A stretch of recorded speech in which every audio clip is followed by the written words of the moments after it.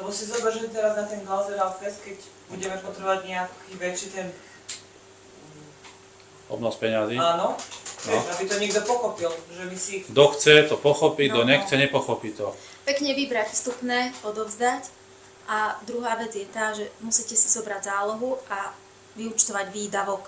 Lebo vravím, tu sme boli, tu to proste vyšlo tak, že prijala 262 €, ale pod vyúčtovaním boli samé výdavkové doklady. Je to jednoducho príjem. A ja keď dokladujem príjem, napríklad vyberiem daň, tak mám rozhodnutie o vyrúbenej dani.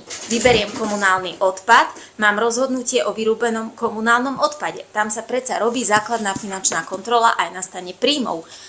Tam musí byť pečiatka, že finančná operácia, ako je to tam? Áno, presne. Čiže tam sú tie výroky a 4 oči. Čiže aby som to ešte raz zopakoval, pardon. No. Nikto nevraví tu, že sa nejaké peniaze brali preč. Baďme to tak, ako sa robilo, ako sa to robilo, tým systémom tých peňazí. Maďme k tomu sedenie s Richardom aj s kontrolórkou, koncom roka, myslím, to bolo Richard, či začiatkom?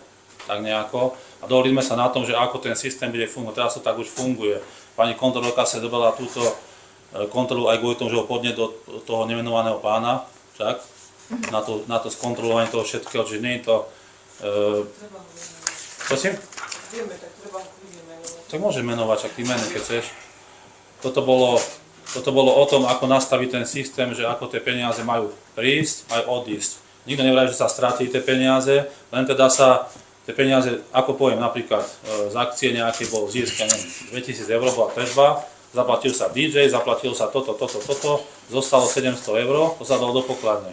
To bol nesprávny postup, správny postup bol taký, že mal prísť celých 2000 € do pokladne a stále povedať, potrebujeme na DJ a